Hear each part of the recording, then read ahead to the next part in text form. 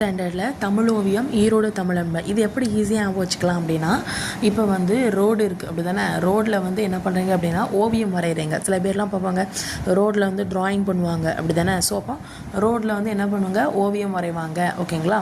யார் அப்படின்னா நம்ம தமிழ் அன்பன், தமிழ் மேல் அன்பு இருக்கிறவங்க தான் ரோட்டில் வந்து ஓவியம் வரைவாங்க அப்படின்னு ஞாபகம் வச்சுக்கலாம். ஓகேங்களா.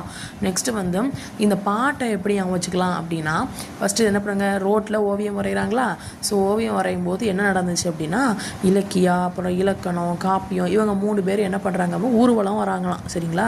இப்போ அதில் அந்த லைனில் வரும் இலக்கியம், இலக்கணம், காப்பியம், ஊர்வலம் வந்துடுச்சா. ஓகேங்களா. விருட்டுன்னு என்ன பண்ணாங்க, தீபம் வந்து ஏற்றிட்டு வந்தாங்களாம். அப்புறம் பாட்டு பாடிட்டே வந்தாங்களாம். அது என்ன பாட்டு தெரியுமா, குறள். அந்த குறளை மட்டுமே படிச்சுட்டு அப்படியே என்ன பண்ணாங்க, அதை ஓதிட்டே வந்தாங்களாம். அப்போ இந்த இருக்கா விருட்டு, தீபம், அதுக்கப்புறம் குறள் மட்டுமே ஓதிட்டு வந்தாங்களா. ஓகே, முடிஞ்சிட்டு. நெக்ஸ்ட்டு வந்து அப்போ அந்த ஊரில் வந்துட்டு இருக்கும்போது எத்தனை சமயங்கள் வந்துச்சு தெரியுமா.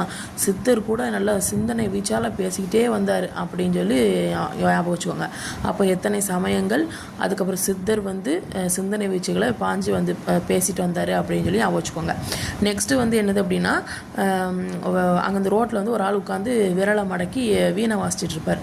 உடனே என்ன சொல்லுவாங்க, அதை பார்த்துக்கிட்டே போவாங்க. உடனே என்னடா இதெல்லாம் போல பேசுகிறத விட்டுட்டு போல கோலம் போடுறத பாருங்கள் அப்படின்னு சொல்லி தமிழ் ஓவியம். ஸோ கோலங்கள், ஸோ கோலம் போடுறத பாருங்கள், கோலம் போட்டுட்டு நீங்கள் என்ன கூட தமிழை வளருங்க அப்படின்னு சொல்லி சொல்கிறாங்கன்னு யோசிச்சுக்கோ. அப்போ விரல் மடக்கியவன் வரும், வீணை வரும், குறைகள் சொல்லாமல் கோலம் போட்டு தமிழை வளங்க அப்படின்னு சொல்லி வரும். ஓகேங்களா. இதுதான் இதோடைய ஷார்ட்கட்.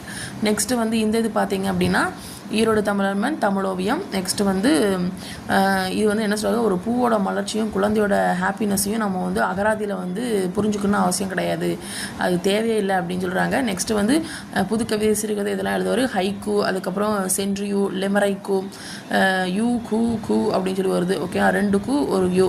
நெக்ஸ்ட் வந்து வணக்கம் வள்ளுவ, 4 எழுத்து இருக்கா. ஸோ அப்போ 2004 சாகித்ய அகாடமி.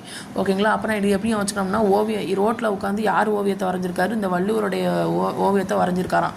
அவங்களுக்கு வந்து ஒரு 4 ரூபாய் கிடச்சிருக்கு அப்படின்னு அவங்க வச்சுக்கலாம்.